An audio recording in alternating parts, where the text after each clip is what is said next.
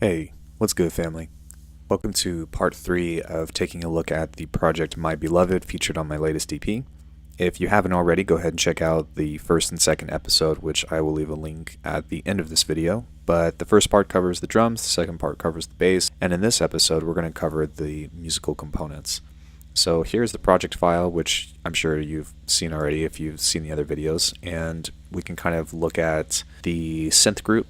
There's some ambience that I'm going to actually talk about in the fourth and last part, because this pertains more towards the arrangement. So it's not really that musical, so to speak. It's just in its own category. We'll talk about the vocals, and then we'll talk about the strings and the melodic stuff and the bells.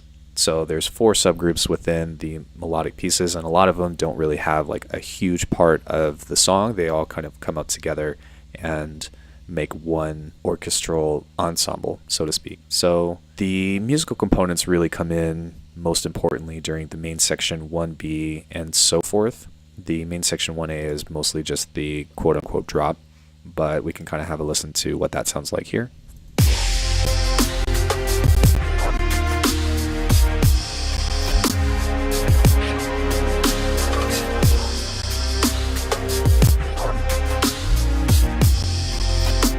And then we have our bridge.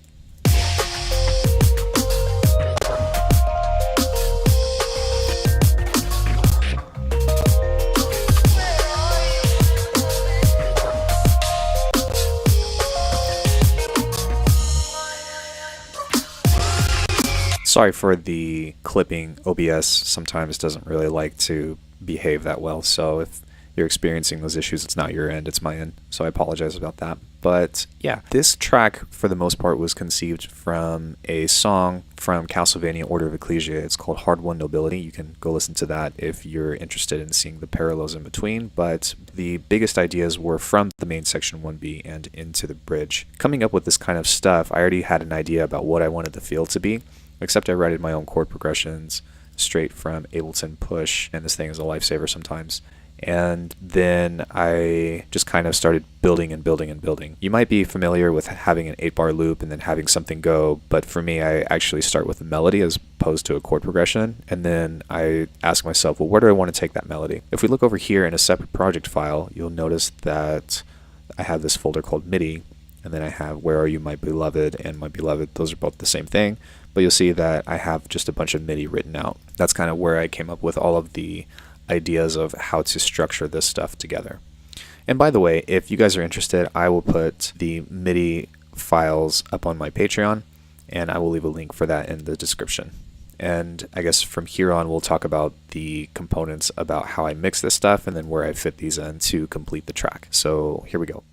Okay, so on the synth group, there's not a whole lot going on. There is a compressor that is doing the side chaining, and then there's just a little bit of multiband compression that's kind of evening everything else out. On most of these, you will see that the multiband compressor is a very common thing, and I do that to try to constantly be aware and balance my sounds out.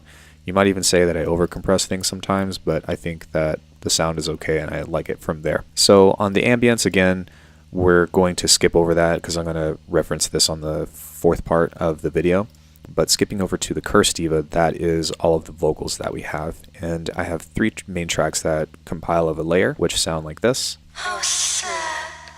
So on the first layer, so to speak, there's the reverb, the kind of like the wet, so to speak, which is just a vocal that has a longer tail. And then on all of these, you'll see that they all have an EQ, and where I'm just taking out the lows, so all the mixing is relatively the same on that. And furthermore, just to save myself some time, if you guys see an EQ on all of this stuff, I am taking out the lows and probably scooping the low mids, so that way I can skip over that.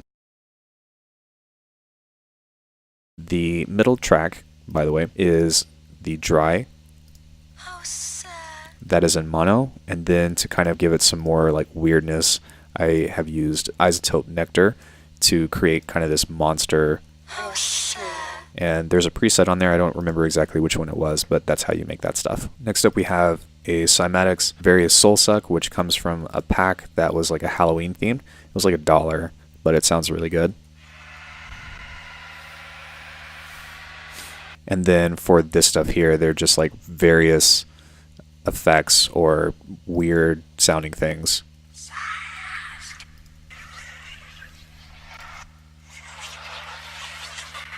So we have some chorus, we have some EQ, again, that's taking out those lows, and then some reverb that is making all this stuff wet. And for the most part, the Curse Diva / vocal section is really just to add character and personality to the rest of the track. The meat and potatoes of the melodic section are going to be mostly under the strings and the bells. The melodic section here is just for the last part, but we'll talk about that as we get to it.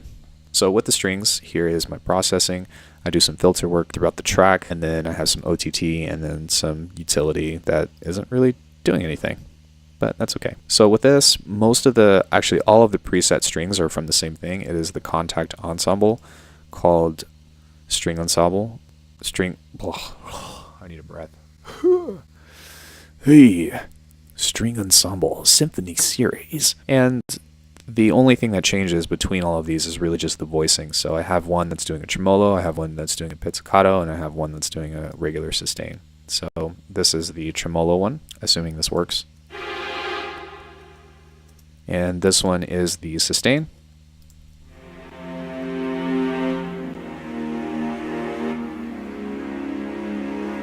And again, as far as the EQing goes on all these, I'm just taking out the lows and scooping the low mids. This one is the pizzicato, which comes in at the circus kind of sounding part of the tune. And this filters in, because this is kind of, again, like the circus part of the track where it just has like a waltzy feel.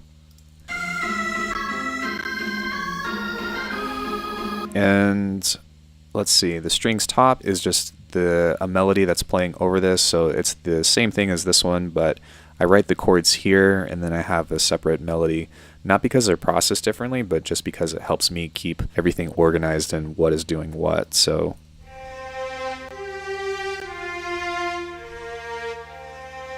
and together with those chords, they sound pretty nice.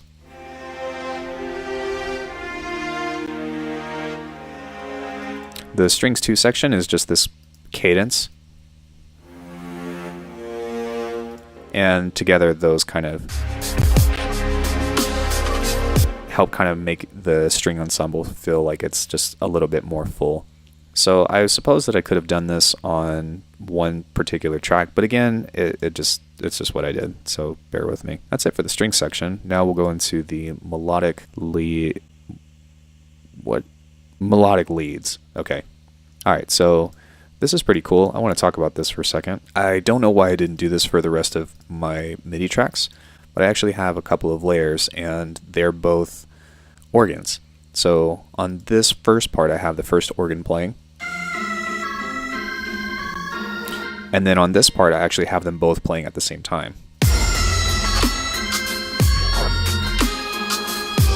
And then on this section here, I only have the right side playing, as you can see.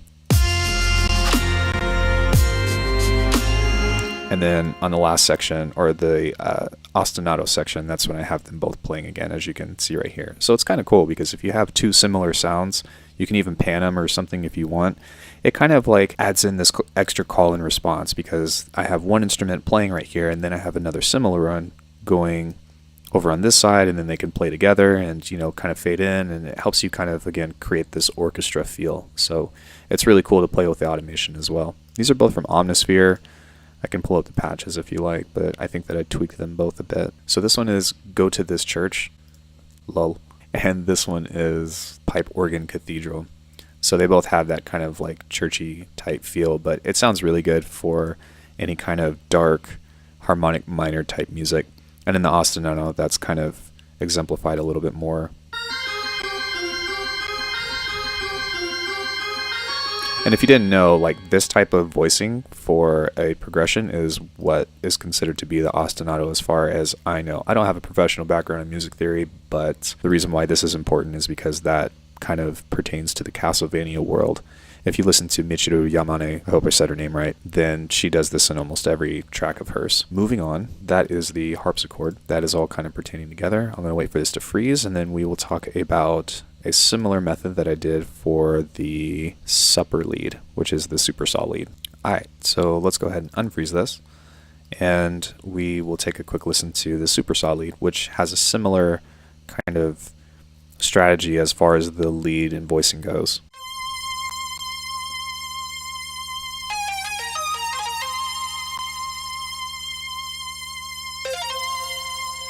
And in context, that sounds like this.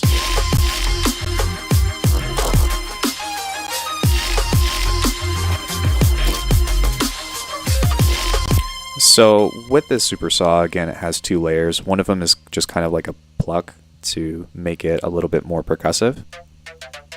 And then the other one is the actual super saw lead, which is the lead Daft Punk fast preset. I don't really do a whole lot of sound design within Silent. It's not that it's a bad synth, it's just, I don't know, it's kind of archaic. Over the entire thing though, we have some chorus, again taking out the lows, some OTT.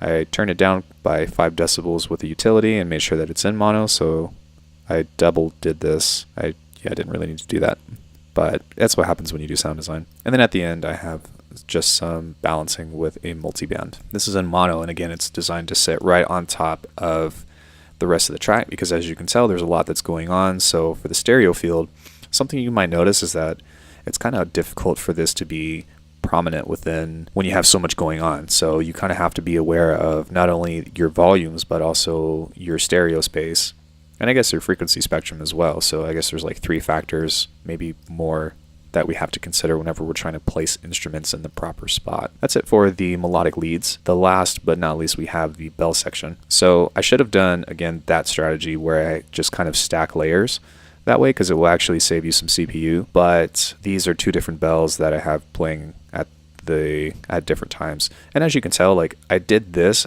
towards the end of the track and all of this stuff was at the beginning, so you kind of like evolve as you arrange, which is kind of neat to see. But here are the bells.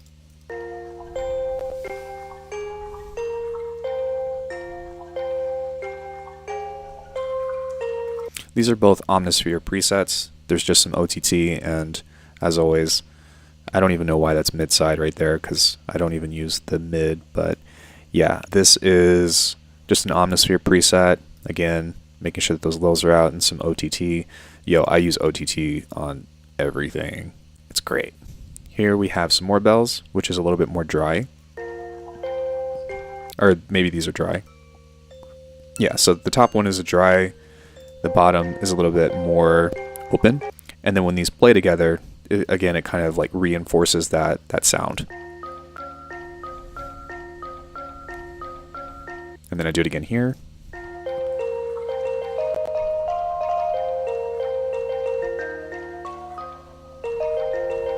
And they kind of just help complete the sound a little bit. Other than that, I didn't do too much processing to them, but they just kind of have this innocent tone to them whenever the rest of the stuff is playing, because the strings are kind of sinister along with the bass, and it comes in really heavy. So this bridge right here,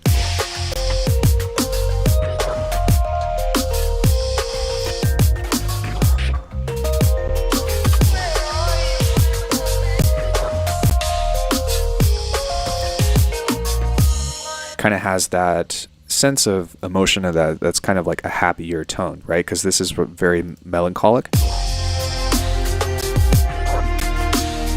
And then you have this like relief, and then it kind of goes back into this tension building, which leads into the break. So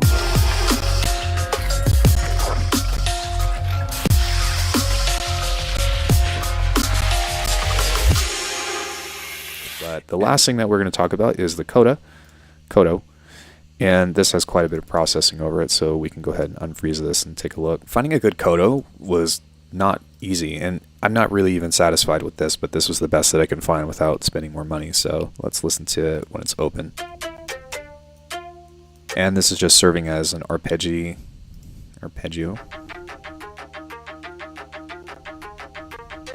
On its bass form, it's just this preset that I found in Omnisphere, which is Plastic Stratocaster Coda Harp, and then it's got some saturation, some chorus, let me guess, lows taken out, as usual, and another one, I guess. I guess I'm under the impression that maybe when I did this, I was thinking that only the sides were going to play through, but that's not that's not how you do that, so ignore that. There's the auto filter for the automation, and of course some OTT, and turn it down a bit. So together in conjunction with that lead, the coda, and then the strings that is not doing anything, I just write notes to kind of tell me what I want to do with these songs. So I have glitch, emphasis, reference, symmetry into, yeah, you wouldn't understand, but don't worry about it. But anyways, this is the composition that has come up from combining all of these instruments together.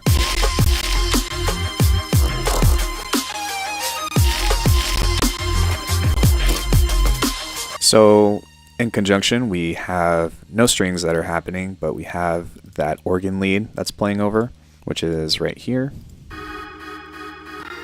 We have that super saw lead, and then we have the coda that's playing to kind of complete that out. And then of course we have the bass, which we covered in the last video, and the drums, but that kind of helps fill the sound out a little bit.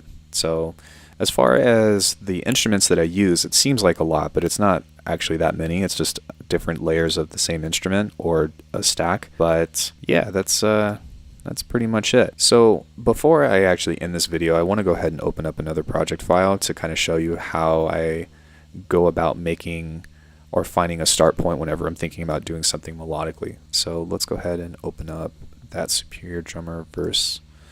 Come on, let's go. Let's go. Come on, hurry. Please, please, please. So the final thing that I wanted to talk about is kind of developing some strategies in order for you to come up with some of this stuff. And again, we'll talk more about this in the last video, but when it comes to developing melodic material, what you can do is, which is really cool, is save your MIDI. So as I pulled up at the beginning of the video, you saw that I had a MIDI folder, but what I've done is just taken a simple drum loop, which sounds like this, which sounds very similar to the other, well, to the actual beat of the song that I've created. And I have just messed around with different chord progressions or different melodies, and you'll see that some of them I've used, some of them I haven't, but I'm building good source material for it. So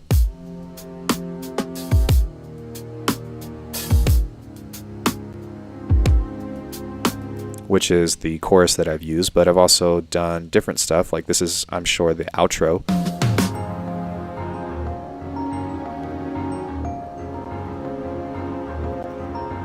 So I used these two components. I didn't use this pad or this piano section. And I haven't used that, but it's all material that I can use in future tracks or whatever that kind of just seem interesting. And basically through all of this other stuff, that's what I've done.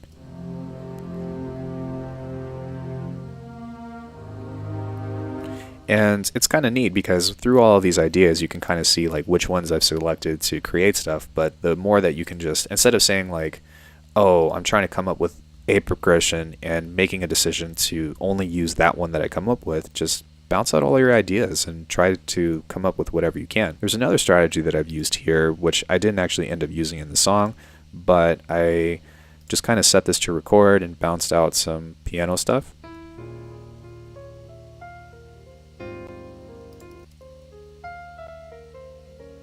And once you've bounced that out to audio, even though it's not in time or whatever, you can kind of resample that, which I've done here with a grain delay.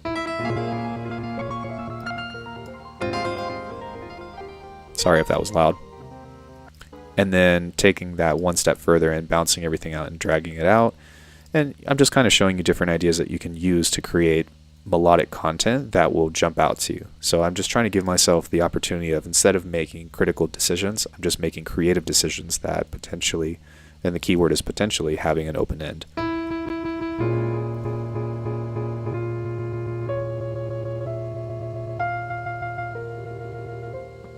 And even though I didn't find any of this stuff usable for the track that I was going for, like you might be listening to this right now and being like, oh man, I have so many ideas to use this for, and maybe I will too down the line. But having the ability to just create and taking away the pressure of saying, oh, well, I have to, you know, just come up with this crazy symphony thing will really open up your minds to creating more melodic content, but also allowing yourself to explore in that process. So again, that's kind of like leading up to the fourth part, which we'll talk about the arrangement and all that stuff. But These are just how I come up with some of my melodic ideas, because honestly, my music theory is very little. I know what scale I'm playing, and I know what notes I'm playing, but other than that, it's kind of just the luck of the draw. What's the saying for that? I don't know. Anyways, guys. Thank you guys so much for watching my content again. If you guys are feeling generous, then consider giving my video a like and subscribing to my content, because you know that I'm going to be posting more stuff. And if you're feeling extra generous, then maybe consider subscribing to my Patreon, where I offer exclusive content that you can go see. But that's all, neither here or there. If you have any questions, then feel free to let me know in the comment section. I have more stuff coming up, and I'm actually looking forward to concluding this video series, because I'm going to be doing this again, but on a more live sense, to a track that nobody's either heard, including myself, so we'll be building it from scratch. Thanks again. Happy producing.